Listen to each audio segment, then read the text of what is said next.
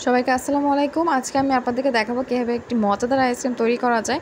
আমি এখানে মাত্র 2 কাপ দুধ দিয়ে মজাদার একটা আইসক্রিম তৈরি করেছি। আর গরমের দিনে আইসক্রিম খেতে কিন্তু মজাটাই আলাদা।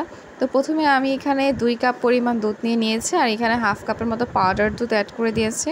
তারপর এখানে হাফ কাপের মতো কনডেন্স মিল্ক অ্যাড করে দিব। আর কনডেন্স মিল্কটা দুধের সাথে ভালো করে মিশিয়ে নিব। যেহেতু এখানে আমি কনডেন্স মিল্ক ব্যবহার করেছি, কনডেন্স মিল্ক অলরেডি চিনির পরিমাণ বেশি থাকে, সো এখানে এক্সট্রা আর চিনি অ্যাড করার প্রয়োজন নাই। তারপর এখানে আমি কনডেন্স মিল্ক সাথে আপনার কাস্টার্ড পাউডার অ্যাড করে দিয়েছি। তারপর এটাকে ভালো করে মিক্সড করে নিব।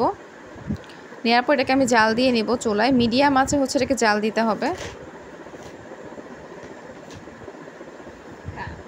তারপর এখানে জাল দিয়ে নিয়েছি। নেওয়ার পর এটাকে আমি একটা প্যানে নিয়ে নিব। এটাকে ফ্রিজে রেখে দিব ঠান্ডা হওয়ার জন্য ডিপে। আর এখানে আমি কিছু বাদাম নিয়েছি, বাদামগুলোকে কুচি করে নিব, সাথে কিশমিশ অ্যাড করে দিব।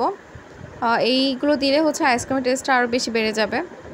তারপর এটাকে যখন এরকম ঘন হয়ে আসে দেখেছেন, এটা আমি ফ্রিজে এখন রেখে দিয়েছিলাম। এটা এরকম ঘন হয়ে গিয়েছে।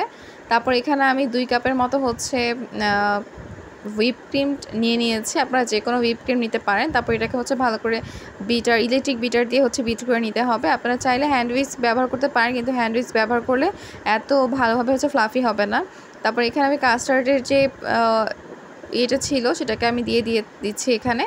তারপর এটাকে মিক্সড করে নিব ইলেকট্রিক বিটার দিয়ে। ভালো করে বিট করে নিব এবং মিক্সড করে নিব। এটাকে হ্যান্ড উইক্স দিয়ে করলে এটা তো ভালোভাবে মিক্সড হবে না, টেস্টটা একদম ডিফারেন্ট হয়ে যেতে পারে। এই জন্য এখানে ইলেকট্রিক বিটারটা ইউজ করাটা ভালো। তো এটাকে ভালোভাবে এভাবে আমি একদম ফ্লাফি করে নিয়েছি। দেখেন এর উপাদানটা অনেক বেশি বেড়ে গিয়েছে ফ্লাফি হওয়ার জন্য। তারপর আমি এখানে একটি বক্সের মধ্যে আইসক্রিমটা নিয়ে নিব, কারণ এটাকে ফ্রোজেন করতে হবে। এই জন্য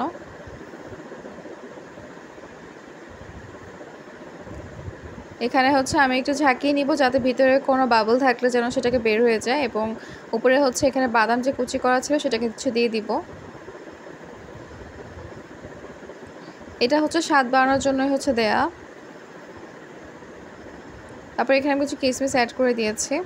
তারপর এটাকে আমি এখন ফ্রিজে রেখে দিব। মিনিমাম 6 থেকে 12 ঘন্টা যদি ফ্রিজে রাখা যায়, তাহলে আইসক্রিমটা অনেক ভালোভাবে তৈরি হবে। এই দেখেন আমি দেখালাম কত সুন্দরভাবে আইসক্রিম তৈরি হয়ে গিয়েছে। যদি বাসায় এত মজাদার আইসক্রিম তৈরি করা যায়, তাহলে কিন্তু বাহির থেকে আর আইসক্রিম কিনে খাওয়ার কোনো প্রয়োজনই হবে না। অবশ্যই আপনারা এটি বাসায় তৈরি করে আমাকে কমেন্টস করে জানাবেন কেমন হয়েছে।